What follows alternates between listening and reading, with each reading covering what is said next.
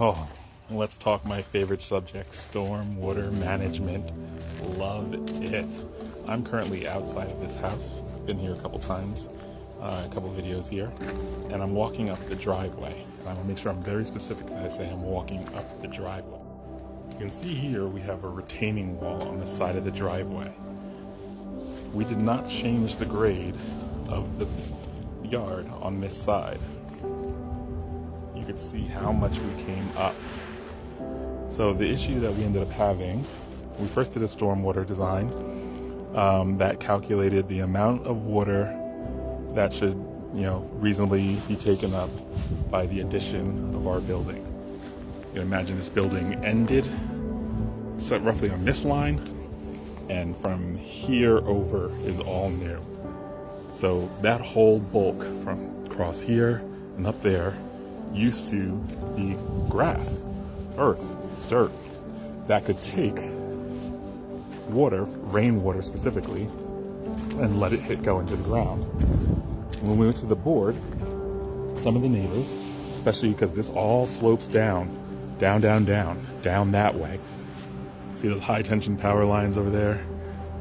That dips down even more over there. So all the water would come from essentially the street up there, run down, and the further you got down there, the more water they got. And those people down there were like, we get flooding, and we don't like the idea of them adding impervious coverage. So what I talked about, more building impervious, not allowing water to come in to their yard, because we don't want to have that flooding. So our stormwater design kind of didn't work, and we actually did some testing and found out, yeah, they're kind of right. This soil does not percolate well. It does not soak up water well. So what did we do? And you can kind of see it here. Like, it hasn't rained. It's just snow melt, and this is all muddy and disgusting. And there's ponding in the front. We went from one stormwater retention system, which is roughly here, to two. We have one in the front or back, and one in the front. And we catch all our gutters with these pipes that go underground. We actually have pipes inside here, inside this patio, and they all go underground and take the water essentially from one half of the building to that detention system, and then from the another part of the building forward to another one. And then we change the grade of the garage here to essentially make the whole driveway act as a slide for water. So by bringing it up, now instead of the water going down, or all this whole area worth of water going down to the back, it now slopes the front to the street, where the city has some retention grades. There's some areas up there where they catch water. And then our second system, I believe it's right in here somewhere. So we take all that water and we doubled it now, because there are two things. Like I said, there's the flooding from the neighbors. You can see it. It's all ponding here. The soil's not soaking it up. Plus it's probably still a little frozen. But it takes the water from the front of the house, stores it up here, the water from the back of the house stores it back, and that has an overflow that ties into the city's stormwater system. So that if our systems become too full, they end up underground in the city system. Now, besides the general concept that I think we grasp right now, I thought we could take a look at just the how you do that, because it's to me it's interesting. To me it's interesting, and the rules have recently changed, and I finally got a handle on it. So I'll show you. So first, we'll start with the conceptual. Let's imagine this is a site. This is our site for our home, and we'll call it 1 acre. This is the street, one neighbor,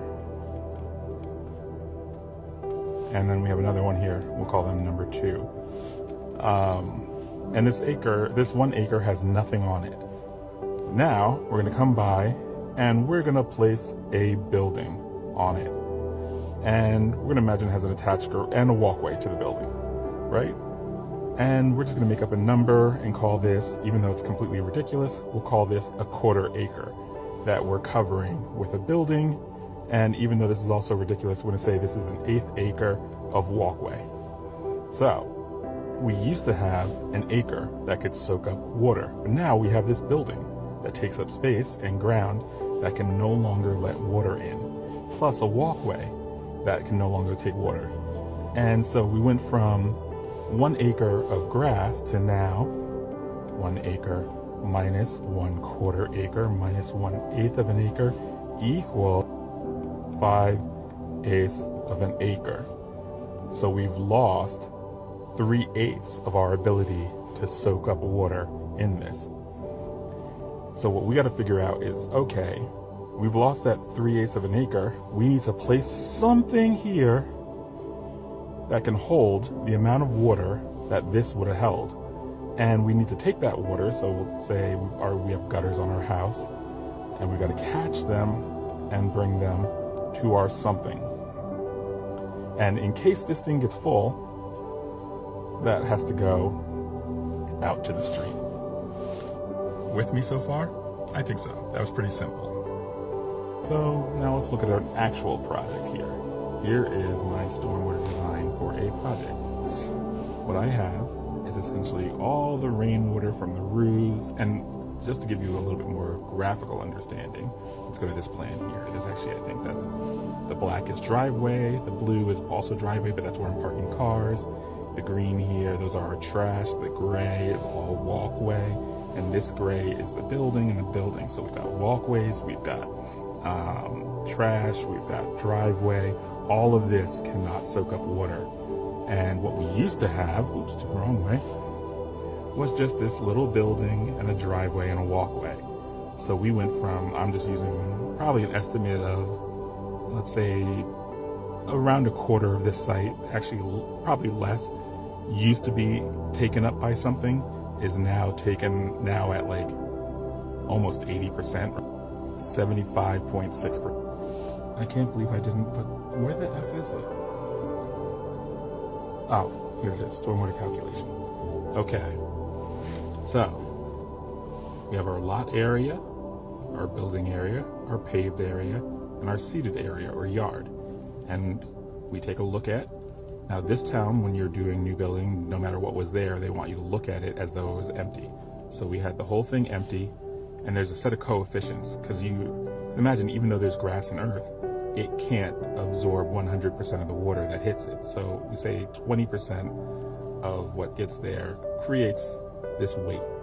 And then we look at it after the fact. Building, paved, seated. And we use our coefficients, and we come up with this weight, this coefficient, this weighted coefficient. And then we multiply that by our intensity of rain and area. So our area, intensity of rain, and that coefficient.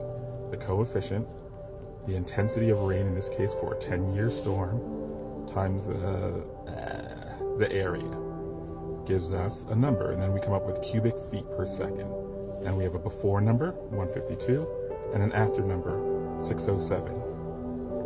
Let's just jump ahead. And we do a volume calculation now. So we say that new coefficient, that new Q, this 607 times our, I lost myself here, sorry, times the amount of time, 15 minutes is what we're looking at, times, wow, my brain is far, oh, amount of time, so 15 minutes, 60 seconds in a minute, gives us that we should have previously 137.14 cubic feet of water held on site. Now we need to hold 546 to make up for the buildings and walkways and everything. And we compare the difference. So we subtract one from the other, we get a number, we add a safety factor, and then we size the system and make sure it works. And that's what this is. It's our system. Underground, we're gonna have a long pipe that captures the water from the building and the walkways, holds it in this pipe, and then if it gets too full, it overflows to the public system. That's your primer on stormwater management.